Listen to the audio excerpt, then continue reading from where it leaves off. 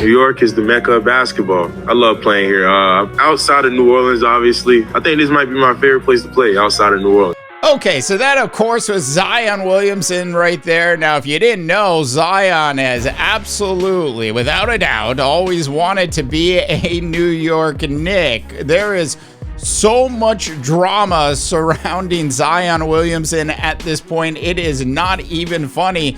So I thought we would do a video today / podcast on Zion Williamson and whether or not, believe it or not, the New Orleans Pelicans should just simply cut him and or trade him. Now we're going to talk about a couple of the possibilities from a trade perspective for Zion Williamson across the NBA. And we're also going to get into the portion of this story, which is just absolutely shocking. But the New Orleans Pelicans, if they wanted to, could actually cut him and not have to eat that entire 5-year, $231 million salary. We're going to get into all of that, and trust me, a whole lot more on today's NBA Rundown. Hey, super quick, new to the channel, please go ahead and subscribe, and of course, like this video.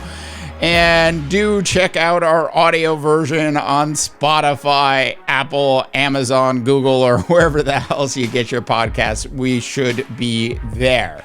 Now, a little earlier in the week, Zion Williamson actually parted ways with his agent who was at CAA. Now, we know CAA, of course, is one of the biggest sports agencies in the world, as well as actor agencies. And so he has to actually, according to NBA rules, has to wait 15 days before he actually hires another agent. So we're in this awkward time right now where Zion Williamson doesn't actually have an agent. Now, everybody and their brother and sister, cousins, dogs, and pets have made fun of Zion Williamson's weight over the years. And the fact of the matter is there isn't another superstar in the NBA who has actually missed as much time as Zion Williamson actually has since he entered the association. Zion's actually missed 47% of the games in which he could have actually played in. He's currently out again, this time with a hamstring, and according to the New Orleans Pelicans, there's no timetable for a return at this point. The Pelicans have found their way to the bottom of the cellar in the Western Conference as well.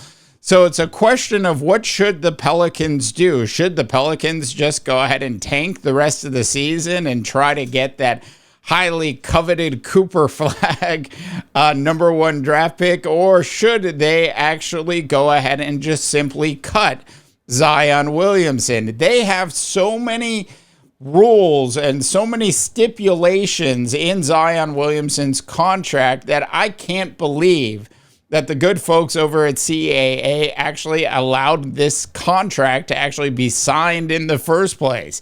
Now, one of those stipulations is that his guaranteed money goes away if he hits a number called 295, and that number 295 is a combination of weight and body fat.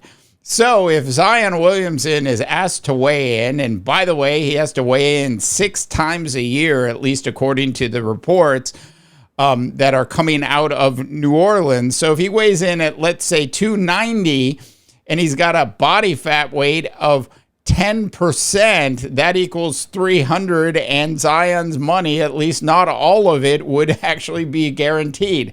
But that's not the craziest stipulation in that particular contract. The craziest one is there's a particular bone in his foot, and if that particular bone breaks, Zion Williamson's money is no longer guaranteed. So to cut Zion Williamson, which I doubt the Pelicans would actually do, they certainly could do that and not actually have to eat the entire contract, which was actually signed back in 2022.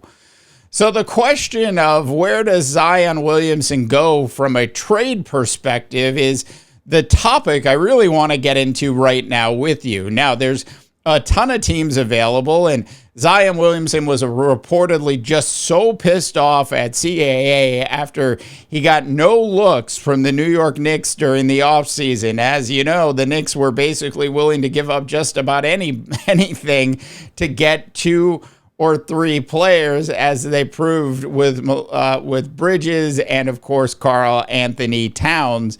Those were the 2 big trades the Knicks made during the offseason. Zion Williamson reportedly not happy at all about those deals going down, with his name not being mentioned or considered at all by the New York Knicks. Now, while I'm sure Zion Williamson would love to play for the Knicks basically have very little left in the cupboard to actually make that happen.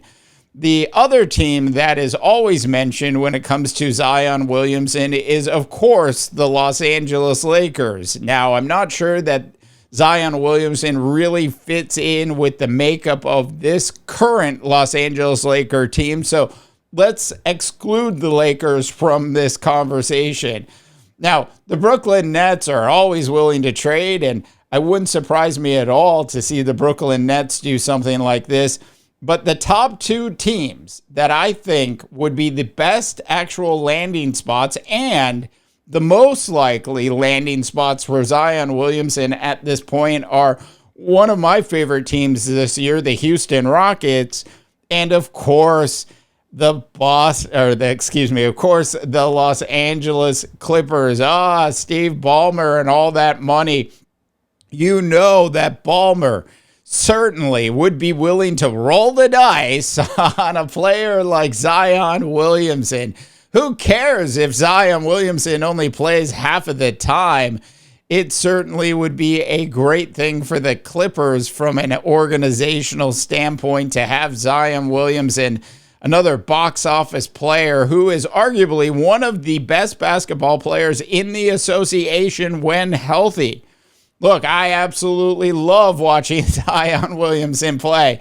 And with the Ozempic jokes aside and his weight issues and the body fat and the injuries, one thing is for certain, which is when Zion Williamson is healthy, he really is one of the most dominant players in the NBA and actually one of the most fun players to actually watch play.